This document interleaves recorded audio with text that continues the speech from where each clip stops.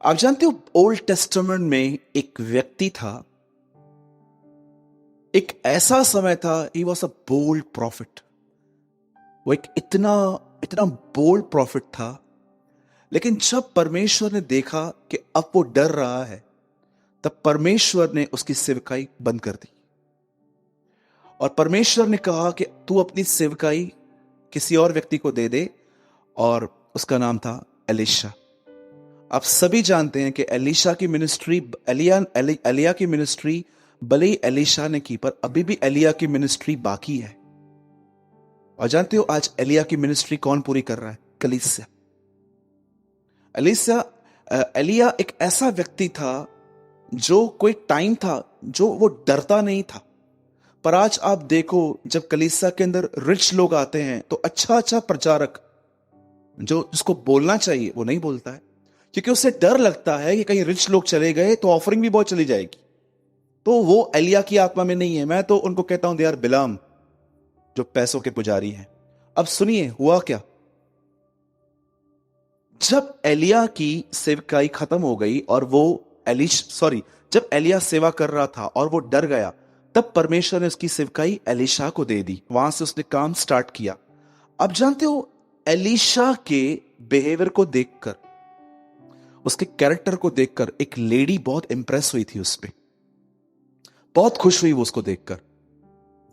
कहां ना कहां वो ये बात जानती थी। आजकल हम लोग देखते हैं great man of God, mighty man of God, this man of God, this man of God. कितने लोगों ने पढ़ा है एलिशा के लिए कहा गया होली मैन ऑफ गॉड, परमेश्वर का पवित्र जन। बहुत सारे ग्रेट होली नहीं हो सकते, पर हर होली ग्रेट बन सकता है। आप जानते हैं उसके बाद क्या हुआ? उस बहन ने अपने पति से कहा कि मैं इस आदमी के लिए कुछ करना चाहती हूं। और उसने कहा तू क्या करना चाहती है? वो कहती है कि हमारे घर के ऊपर है ना, एक फ्लोर खाली पड़ा है, हम उसमें है ना इसके लिए एक टेबल, एक चेयर, एक लैंप और एक पलंग रख देते हैं कि कभी भी अगर ये इस तरफ आ रहा है तो ये किसी और के घर में न ठहर के हमारे ऊपर वाले मकान में रह ले।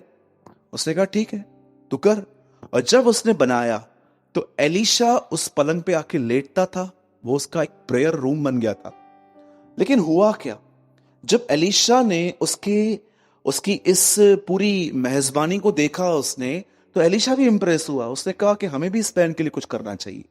और एलिशा ने अपने सेवक गेहजी को बुलाया। और देखिए, उस तरफ औरत खड़ी है, इस तरफ एलिशा खड़ा है, बीच में गेहजी खड़ा है। और जानते हो पहली पहली चीज एलिशा क्या कहता है? इसको बोल, इसके लिए क्या करें? जानते हो पहली चीज जो उससे कही गई, उस लेडी ने वो रिजेक्ट की है। मुझे परमेश्वर कह रहा था एक नम्र व्यक्ति हमेशा इस चीज को रिजेक्ट करेगा। अगर आप 2020 में एक नम्र व्यक्ति बनना चाहते हो, बोलो नम्र, तो आपको यह हमेशा रिजेक्ट करना पड़ेगा। उस लेडी को पहली चीज जानते क्या कही गई? क्या तेरी चर्चा राजाओं में करें? और जानते वो क्या बोलती है? नहीं, मैं तो अपने लोगों में ही रहती। आजकल कोई है जो फेमस होने को ना कहे? इसका मतलब क्या है? क्या तेरी चर्चा मैं राजाओं के साथ करूं? इसका मतलब क्या है? इससे पूछ, फेमस करूं मैं इसको? जाऊं वहां पर और मैं उनको बोलूं इस लेडी ने हमारे लिए किया है, राजा जानता है ऐसे। पर वो लेडी क्या कहती है? नहीं, ये मत करना, मैं अपने लोगों में रहती हूं। इसका मतलब क्या है? मुझे ऊंचा मत उठाओ, जो परिवार मुझे दिया गया है मैं उस पर खुश हूं। आज कितने लोग हैं, मैं आपसे पूछना चाहता हूं, यहां पर कितने लोग जो ये चाहते हैं कि मुझे कोई नहीं जान पाए? इधर कोई कुछ थोड़ा करता है और अगर वो न जाना जाए तो वो हर्ट होता है। आपको पता है आज लोगों में ये स्पिरिट है, अगर वो कुछ भी करते हैं ना, वो चाहते हैं कि वो नोटिस किए जाएं कि उन्होंने ये किया है।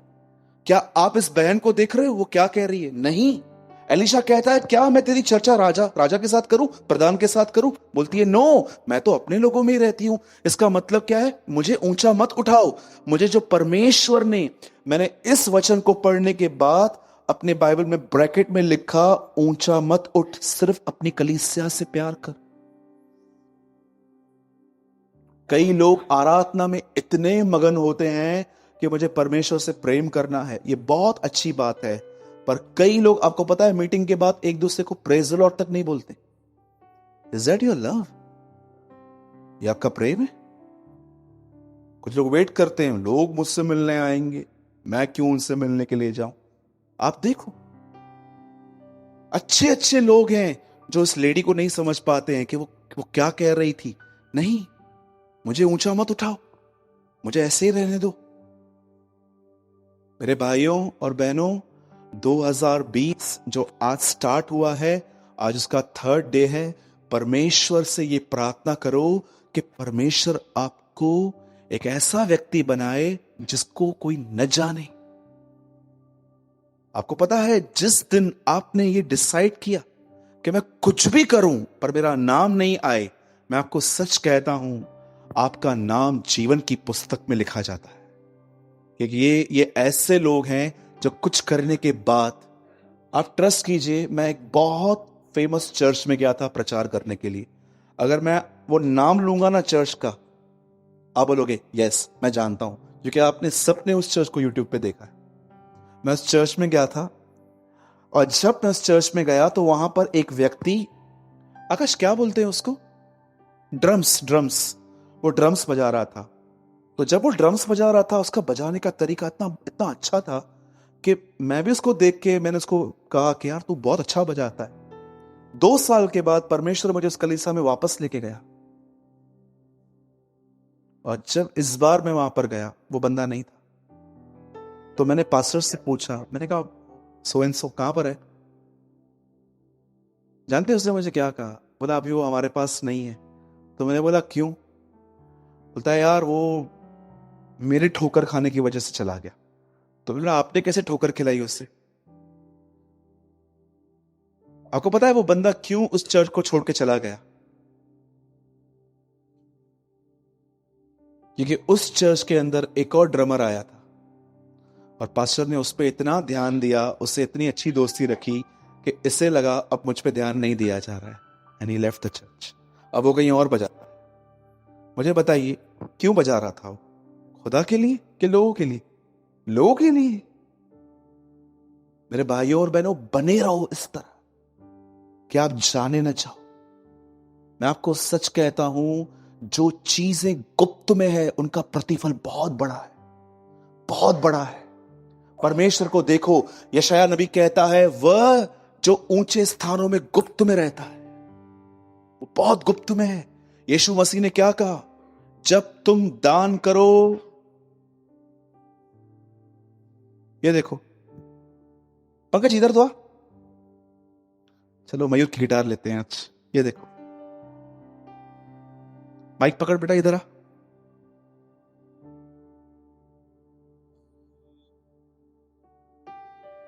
ये देखो, ये चीज बांटनी है, ठीक है? ये चीज बांटनी है, लेकिन सब यहां वहां है।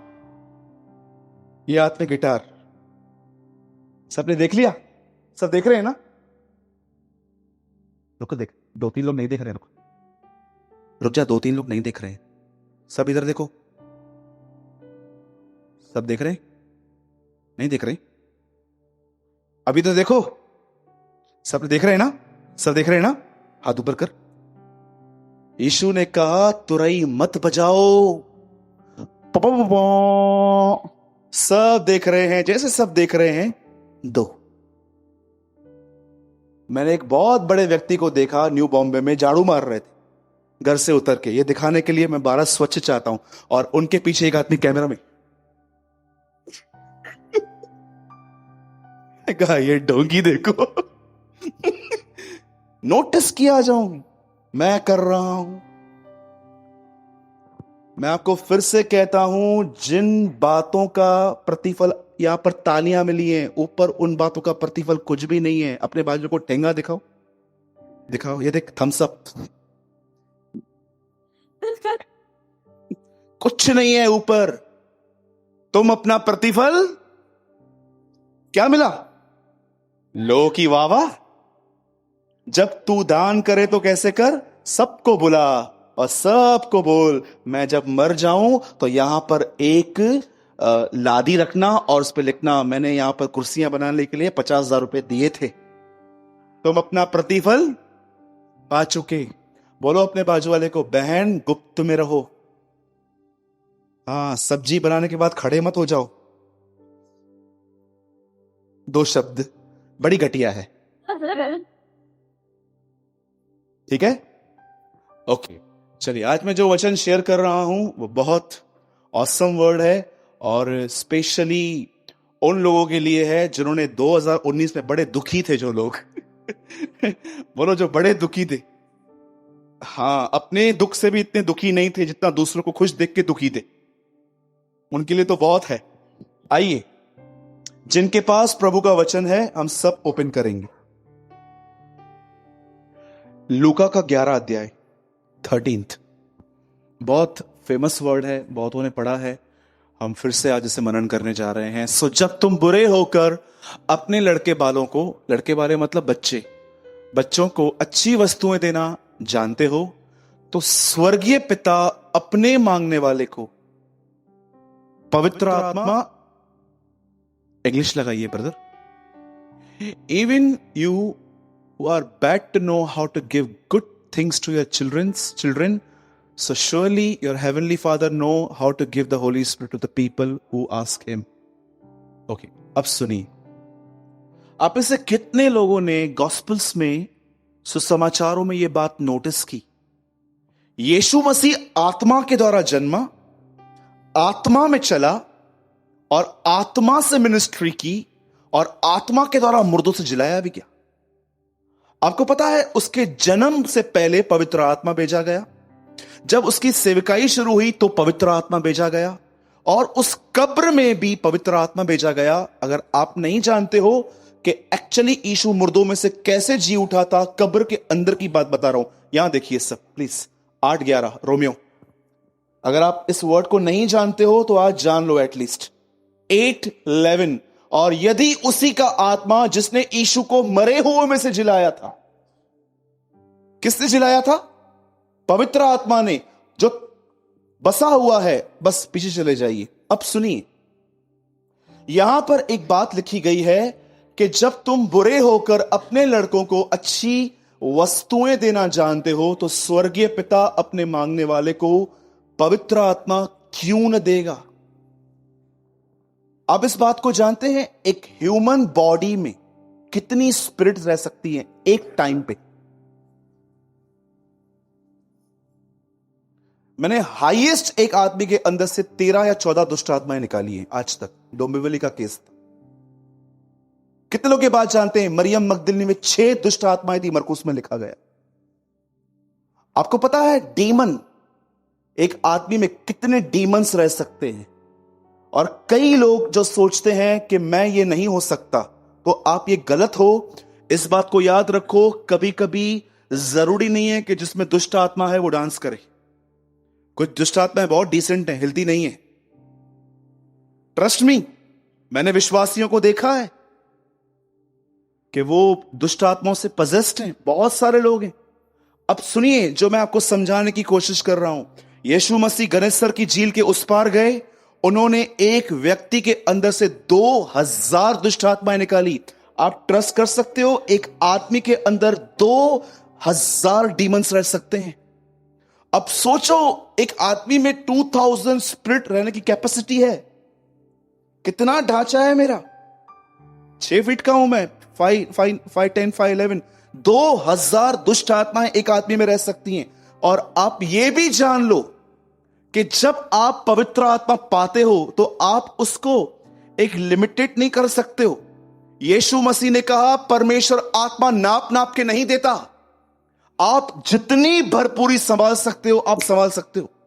यह परमेश्वर का वादा है कि आप जितना पा सकते हो। लेकिन आपको पता है यह भरपूरी प्राप्त कैसे होती है? एक वजह से, मांगने वालों को।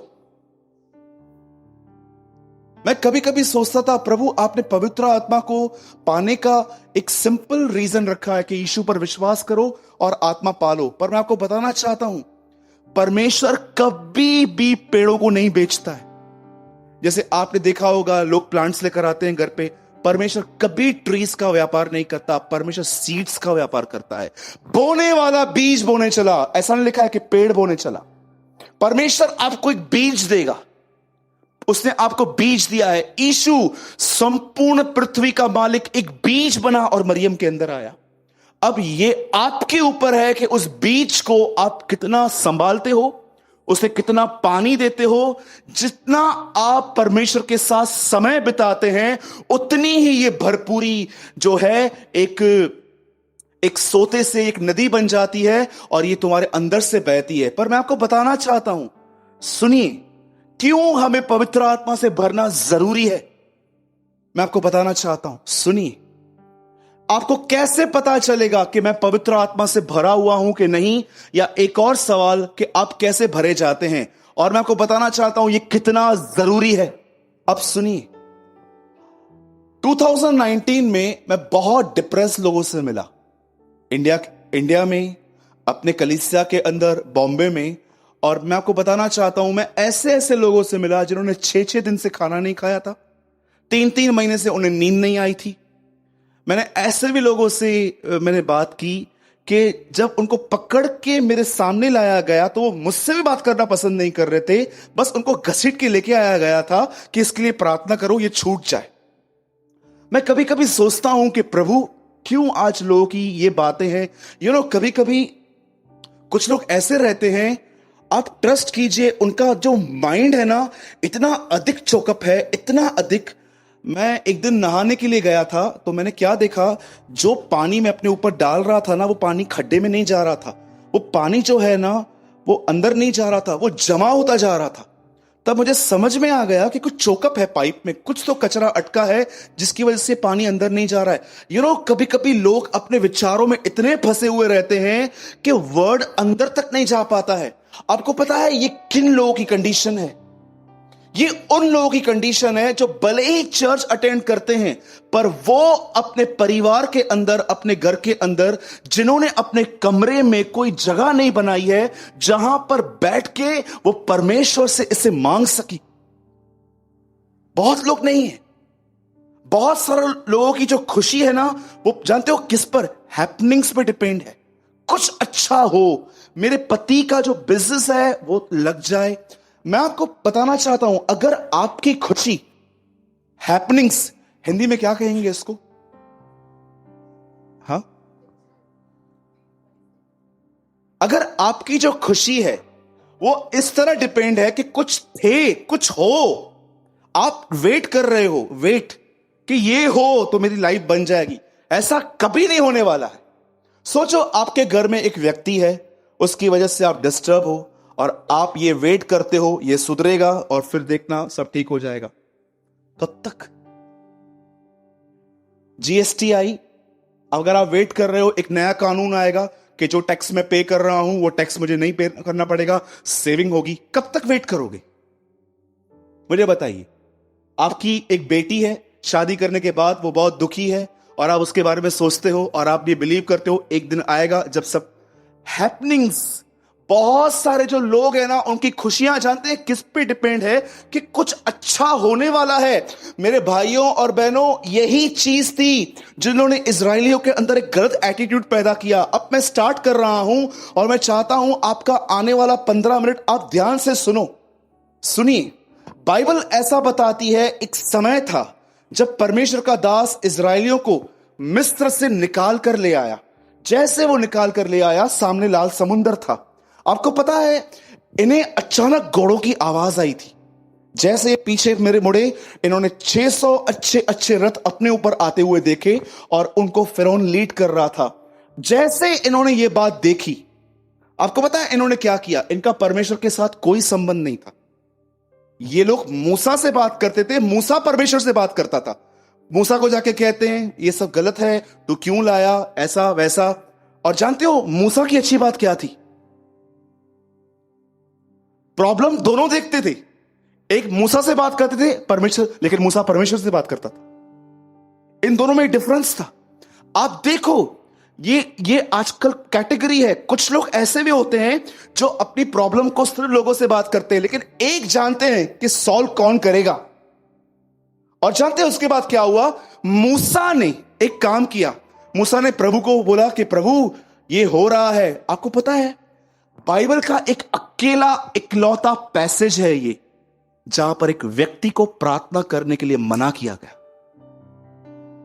प्रभु उसको कहता है तू मुझे क्यों दुहाई दे रहा है? Why are praying? तेरे को मैंने अथॉरिटी दी है ना, अधिकार दिए है ना, उठा लकड़ी मार पानी में। और जैसे उन्होंने उसको मारा, बाइबल बताती है वो समुंदर दो भाग हो गया और वो उस पार चले गए। उस पार चलने के बाद मैं चाहता हूं इसको ध्यान से सुनो। उस पार जाने के बाद पता वो एक बीच में याद है बजाने का पड़ा था अपने पास, है इधर नहीं? ठीक है। उन्होंने इसके बाद क्या किया? अपने हाथ में उन्होंने डफली ली। मैरियम ने, नॉट मरियमा, मैरियम ने उसे डफली ली, उसे बजाना स्टार्ट किया। और कितने लोग उस गीत को जानते हैं जो उन्होंने उस पार गाया था? यहोवा योद्धा है, उसका नाम प्रभु है, वो शक्तिशाली है। उन्होंने ये गीत गाया था। अब मुझे बताइए इनकी खुशी इन्हें कब मिली? इनकी खुशी इस पर निर्भर थी कि पहले समुंदर दो भाग। आपको पता है ये किस जीवन का चित्र है? ये उस जीवन का चित्र है जिनमें आत्मा तो है पर भरपूरी नहीं है। अच्छे अच्छे लोग मैंने देखे हैं, मैं आधा वचन बोलता हूं, आधा वो बोल देते हैं, लेकिन जब मैं उनके साथ उनकी प्रॉब्लम में मिलता हूं मुझे बिलीव नहीं होता है कि ये वही लोग हैं जो आधा वचन बोलते। नॉलेज है, उस नॉलेज के साथ कांटेक्ट में नहीं है। उनके पास लिखित शब्द है पर वो लिखित शब्द उनके जीवन में नहीं है। मैं आपसे पूछना चाहता हूं, आपके एंड्रॉयड में बाइबल है, आपके हाथ में बाइबल है, बहुत सारी जगहों पे बाइबल है, बाइबल के साथ टच में हो? मैं एक जगह पे था, मैंने उनको कहा मेरी बाइबल एवरीडे हेवन से अपडेट होती है। आप जानते हो बाइबल एवरीडे अपडेट होती है। परमेश्वर हर दिन इस किताब को अपडेट करता है, हर दिन। सालों पहले जो मैंने पढ़ा था, अगर आज भी मैं उन्हीं पैसेज को खोल के पढ़ता हूं, मैं नई चीजें सीखता हूं। बाइबल एवरीडे अपडेट होती है। एक ऐसी किताब है जैसे आप देखो आजकल जब टीवी हम लेते हैं, कुछ भी हम लेते हैं, वहां पर पहले ही बोला जाता है कि इसका अपडेट आएगा, नए सिस्टम्स आएंगे, एकदम नया हो जाएगा। आपकी बाइबल एवरीडे अपडेट होती है। मैंने कई कई अध्याय एक ही दिन पढ़े हैं और हर दिन उस अध्याय में से नई नई चीजें सीखी। अब देखिए ये एक ऐसे जीवन का चित्र है जो सब कुछ ठीक होने के बाद खुश थे। अब मैं आपको एक और चीज बताता हूं। अब इनकी लाइफ देखो और प्रार्थना करो कि परमेश्वर तुम्हें यहां ले आए। बोलो आमीन, बोलो आमीन। प्रार्थना करना कि आज परमेश्वर आपको यहां पर ले आए। बाइबल ऐसा बताती है, एक लड़की थी, उसमें दुष्ट आत्मा थी। पौलुस और सिलास ने जब उसको देखा तो सिलास और पौलुस ने उससे कहा तुझ हे दुष्ट आत्मा इसमें से निकल। जैसे वो निकल गई, जो उसके स्वामी थे उन्होंने क्या देखा कि अब इस हमारी कमाई चली गई। उन लोगों ने पौलुस और सिलास को जाके पकड़ के जेल में डाला। आधी रात को ये दोनों वहां पर भजन गा रहे थे, परमेश्वर की आराधना कर रहे थे, उसकी स्तुति कर रहे थे, प्रार्थना कर रहे थे। अचानक लिखा गया है कि वहां भूकंप आया और जो लोग इनको सुन रहे थे वो भी आजाद हुए थे। और आप जानते हो इन लोगों ने छुटकारे के लिए आराधना नहीं की थी। नोटिस कीजिए,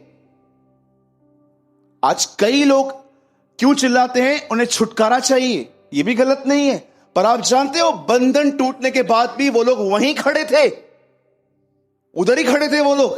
अब मैं आपसे एक बात पूछना चाहता हूं, ध्यान दीजिए। इस्राएली जब परमेश्वर की आराधना करते हैं तो वो आराधना वो इसलिए कर रहे हैं क्योंकि परमेश्वर ने उनका लाल समुद्र दो भाग किया। अब मुझे बताइए ये लोग क्यों आराधना कर रहे हैं? See the difference. अब फिर से कहूं, मैं आपसे पूछना चाहता हूं, अब कुछ लोग की नींद खुली है।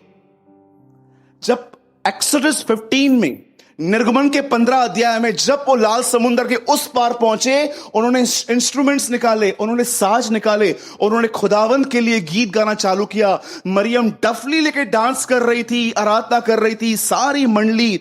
मैं समझता हूं आप उसके जश्न का आवाज सुन सकते थे कि क्या आराधना हो रही है। मुझे बताइए, वो तो आराधना इसीलिए कर रहे थे क्योंकि लाल समुद्र दो भाग हुआ था। मैं आपसे पूछना चाहता हूं, ये लोग जेल में थे, बंद थे, ये क्यों आराधना कर रहे थे? बोलिए।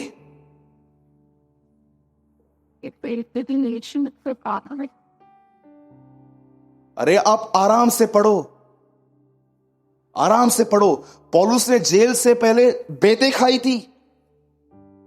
39 कोड़े मुझे 5 बार लगे, वो कहता है। 195 लैशेस एक आदमी को मारी गई। वो अंदर गया था और वो परमेश्वर की आराधना करता है। मैं उससे पूछना चाहता हूं, क्या आपने सीक्रेट को समझा है? उन्होंने तो आराधना तब की जब समुद्र दो भाग हो गया। ये आराधना क्यों कर रहे थे? दोनों वर्शिप कर रहे थे। वो एक जमावड़ा वर्शिप कर रहा था, यहां पर दो लोग आराधना कर रहे थे, उसकी आराधना कर रहे थे। मैं आपको बताना चाहता हूं मेरे भाइयों और बहनों, जो लोग पवित्र आत्मा से भरे हुए रहते हैं, उन्हें इंतजार नहीं करना पड़ता है कि कुछ अच्छा हो तो करेंगे। वो उसके आनंद में इतने भरे हुए रहते हैं कि हर जगह उसकी उपस्थिति को महसूस करते हैं। उनके लिए जेल होता ही नहीं है। उनके लिए जेल होता ही नहीं है। आप जानते हो क्या होता है? सुनिए, एक पवित्र आत्मा से परिपूर्ण व्यक्ति जब याईर के घर पे गया, वहां खड़ा हुआ, सब लोग लड़की को देख रहे थे। वो मरी हुई है। यीशु कहता है ये सोई हुई है। ये देखिए, सब खाली लोगों के बीच में एक पवित्र आत्मा से भरे हुए व्यक्ति का दृष्टिकोण क्या है? आपको क्या लगता है, एक आप पवित्र आत्मा से भर जाओगे, सब ठीक हो जाएगा? मैंने एक टीचिंग सुनी थी, अगर आप चाहते हो सब प्रॉब्लम सॉल्व हो जाएं, परमेश्वर के करीब जाओ, पवित्र आत्मा से भर जाओ। और मुझे पवित्र आत्मा ने कहा, this is a wrong teaching, ये मेरी तरफ से नहीं बोल रहा है। मुझसे भरने के बाद हो सकता है प्रॉब्लम सॉल्व ना हो, पर प्रॉब्लम को देखने का एक नया तरीका मिल जाता है। आप जानते हो वो लोग क्यों खुश थे, वो क्यों आनंदित थे? आज कोई जेल में चला जाए तो, एक मिनट इमेजिन करो, आप जेल में हो, बंधे हुए हो। रिजेक्ट ऐसा नहीं होगा, डोंट वरी। सोचो 2 मिनट के लिए, आप जेल में हो और कोई आपसे मिलने के लिए आया है। आप उसको बोलोगे, सेनाओं का यहोवा हमारे संग संग है, याकूब का परमेश्वर हमारा ऊंचा गढ़ है। हम जानते क्या बोलेंगे? Pray for me. उसको लेकर आ, तेरे को तू बोलता था ना, बहुत पहचान है, लेकर आना किसी को। हाँ, सबको बोला, सबको लेकर आ। इनके पास कोई नहीं था, खुदा था। आपको पता है, एक पवित्र आत्मा से परिपूर्ण व्यक्ति जो मांगने पर पवित्र आत्मा की भरपूरी पा लेते हैं, उनमें अच्छी बात क्या होती है? वो वेट नहीं करते हैं ये सुधरे, ये अच्छा हो, ये यहां से पैसा आए। मैं आपको बताना चाहता हूं, वो इस बात की खुशी में जीते हैं कि परमेश्वर मेरे साथ है।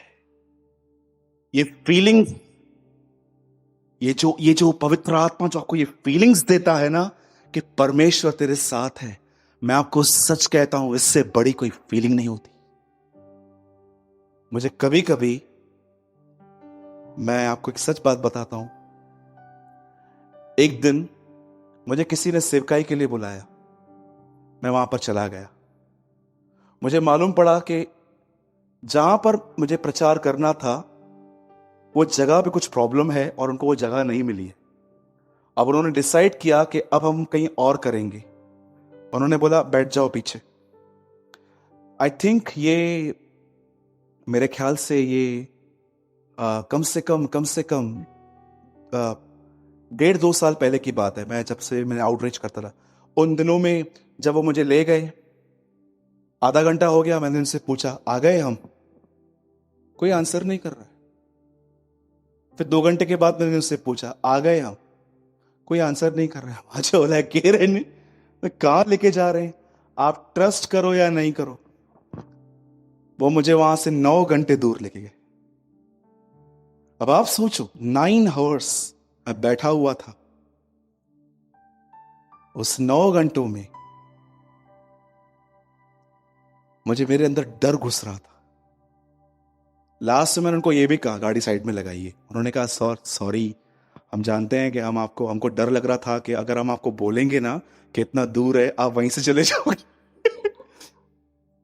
मैं वहां पर पहुंचा, मैंने वहां प्रचार किया और मैंने प्रभु के साथ बात कही, प्रभु मैं क्यों डरा, मैं क्यों घबराया। आप जानते हो परमेश्वर ने मुझे क्या कहा? आज से थोड़ी पुरानी बात है।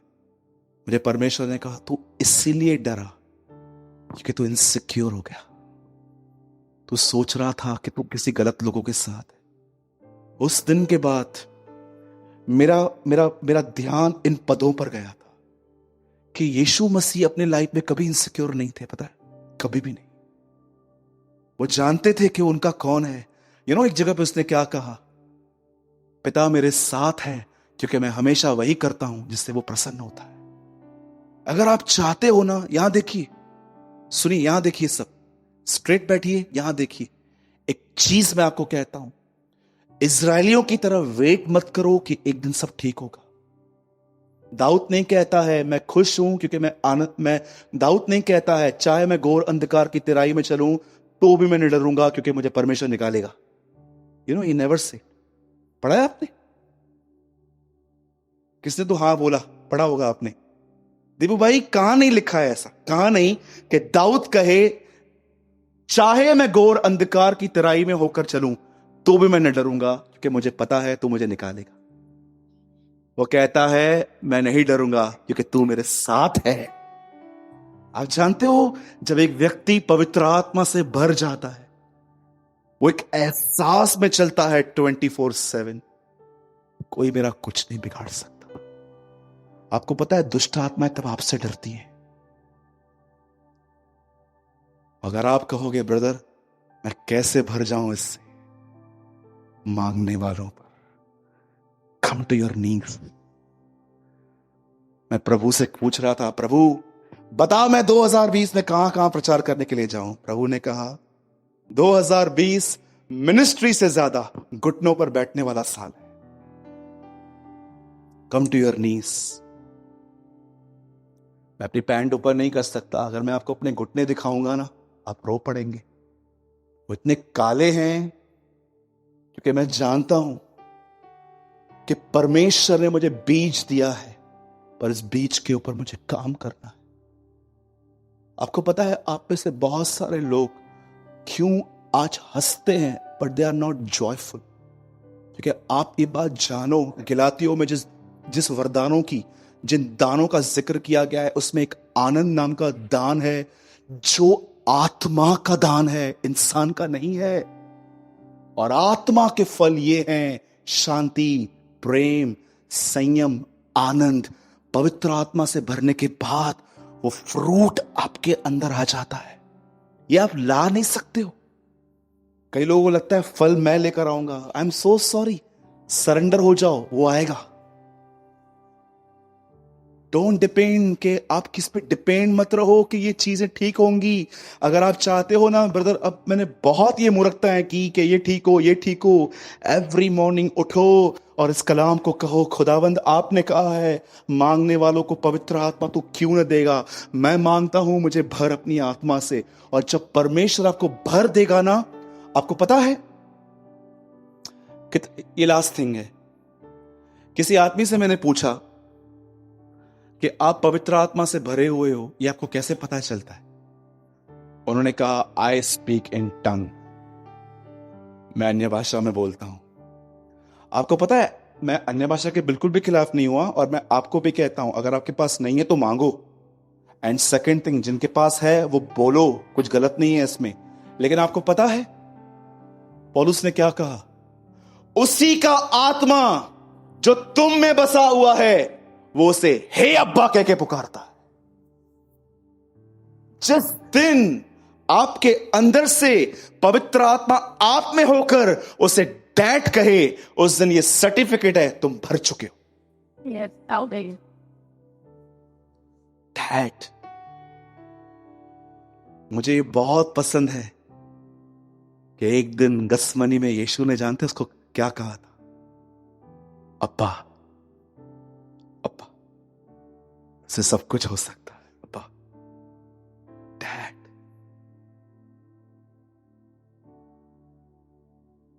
मैं चाहता हूं बाइबल बंद कीजिए, प्लीज क्लोज योर बाइबल। सब यहां देखिए।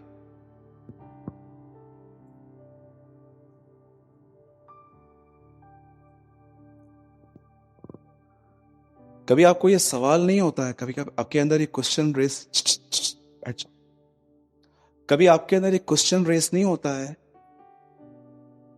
ट्यूसडे, फ्राइडे, संडे, 3 दिन 7:15 बजे तैयार होना चालू करना है। 7, 7:30 तक तैयार हो जाओ, 7:45 पहुंचो। वही अभी हम जाएंगे, वो सामने खड़ा होगा ब्रदर, इधर से एक आदमी ढोलक बजाएगा, वहां से गिटार बजाएगा, उसके बाद वचन होगा, प्रभु भोज की रोटी लेंगे, घर आएंगे। आपको कभी सवाल नहीं होता है बस यही मसीह जीवन है? क्या इससे बढ़कर कुछ नहीं है मेरे लिए? सोचो। मैं कई बार परमेश्वर को कहता हूं, प्रभु बस यही है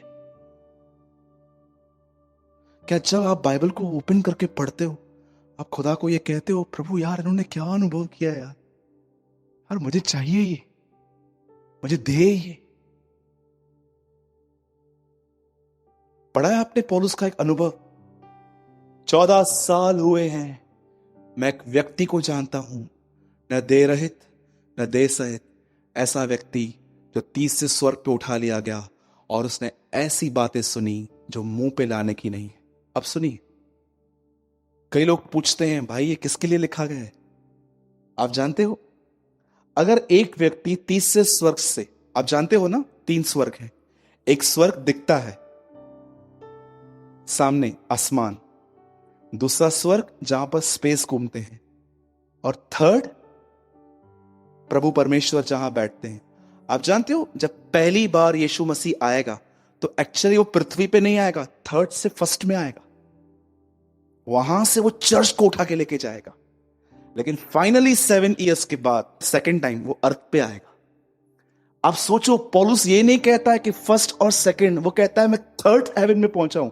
अब आप बताइए, वो कहता है कि वहां पर कुछ उसने ऐसी बातें सुनी है जो मनुष्य को कहने की नहीं है। अब आप बताइए, वो कहता है वहां से जो होकर आया है उसने कभी बात ही नहीं की है। जब उसने कभी बात ही नहीं की है तो पौलुस को कैसे पता चला कि वो होकर आया?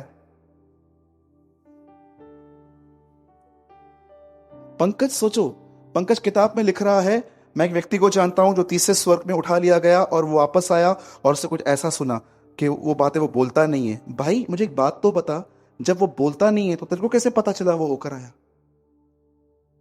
इसका मतलब साफ था, पौलुस खुद के लिए लिख रहा है।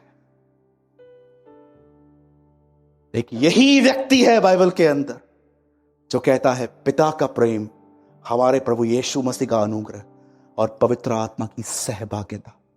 आपको पता है, एक अकेला व्यक्ति है मूसा के बाद जो सबसे ज्यादा आत्मिक था। वो कभी भी सेटिस्फाइड नहीं था उन चीजों में जो उसे मिली हैं, वो हमेशा उनसे बढ़कर था। मैं आपको बताना चाहता हूं, लिसन, ध्यान दो, जिस समय आप ये कहते हो ना बस ठीक है, इतना हो गया, इतना मिल गया, आप एक्चुअली पवित्र आत्मा को वहां रोक देते हो। लेकिन जब आप ट्रस्ट कीजिए, एक दिन मैं प्रेयर कर रहा था, मुझे प्रभु का एक बहुत ऑसम स्पर्श मिला था। अरे इतना खतरनाक स्पर्श था वो। चाबी है, चाबी ये देख, बस बस बस बस, इतना ऑसम स्पर्श था वो। मेरे अंदर इतना सन्नाटा आ गया था, इतनी शांति आ गई थी। ये देखिए, इतनी सी आवाज भी मुझे इतनी लग रही थी, ये आवाज छोटी हुआ, ये जैसे आ गया, मैं बोलने ही वाला था यीशु मसीह के नाम में आमीन। मुझे परमेश्वर ने कहा डोंट से आमीन, बैठ, आप ट्रस्ट कीजिए। मैं बैठा हुआ था, मुझे परमेश्वर ने कहा और बात कर मुझसे। और बात कर, और बात कर, और बात कर। आप ट्रस्ट कीजिए, मुझे ऐसा लग रहा था मैं सिंहासन के सामने बैठा हूं। कई बार जब आप आमीन बोलते हो, वो आमीन बोलने का सही टाइम नहीं रहता। बैठ, कई बार जब मेरी प्रेयर पूरी हो जाती है ना, आप परमेश्वर की संगति में, मैं कभी कभी सिर्फ बाइबल पढ़ता हूं। I never pray. कभी कभी मैं बाइबल नहीं पढ़ता हूं, मैं सिर्फ प्रेयर करता हूं। और कभी कभी ना मैं बाइबल पढ़ता हूं ना मैं प्रेयर करता हूं, मैं सिर्फ परमेश्वर को प्रेस करता हूं। और कभी कभी मैं तीनों नहीं करता हूं। जानते हो कभी कभी मैं क्या करता हूं?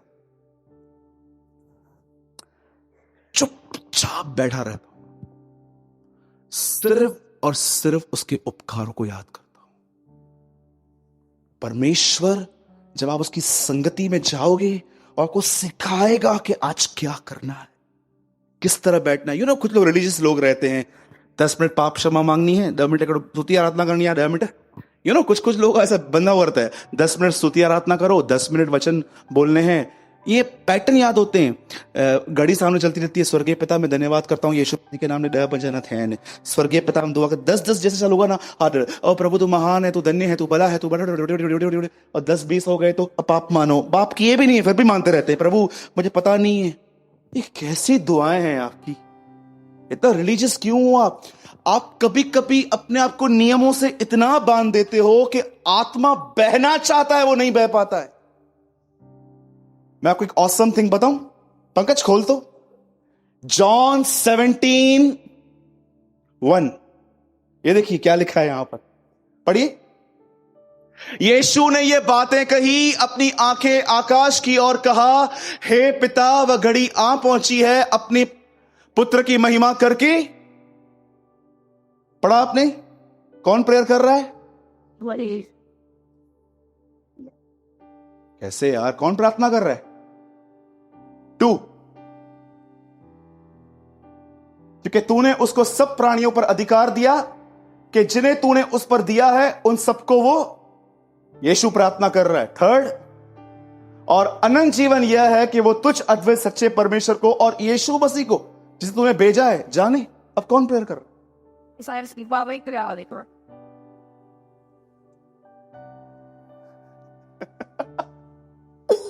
अनंत जीवन यह है। अब देखो यीशु प्रार्थना कर रहा है, हे पिता मैं धन्यवाद कहता हूं कि तूने सब प्राणियों पे मुझे अधिकार दिया है, वगैरह वगैरह। और उसके बाद 3 में आता है और कहता है अनंत जीवन पिता ये है, ये देखिए, अनंत जीवन यह है कि लोग तुझे और इस यीशु मसीह को जाने।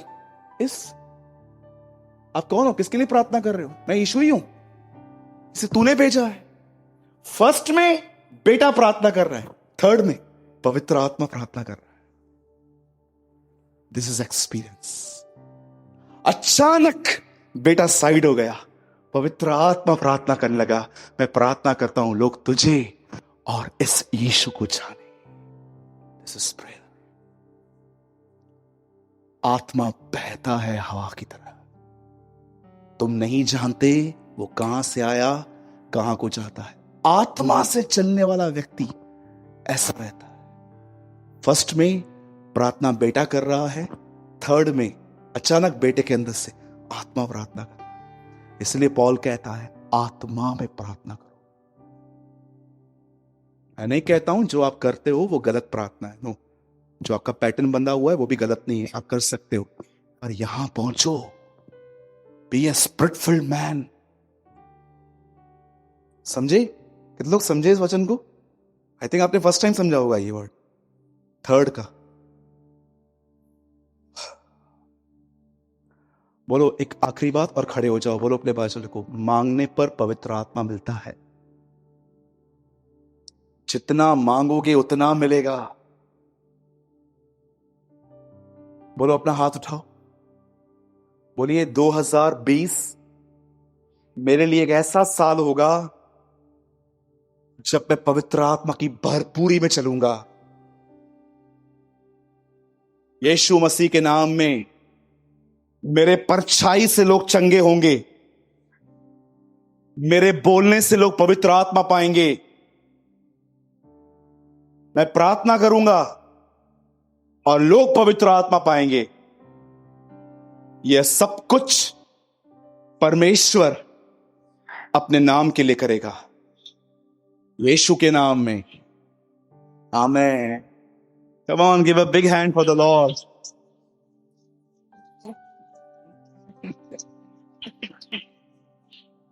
सो सबको फिर से हैप्पी न्यू ईयर। आपको नए साल की शुभकामनाएं हो। हैप्पी न्यू ईयर बेटा। सबको नए साल की शुभकामनाएं हो।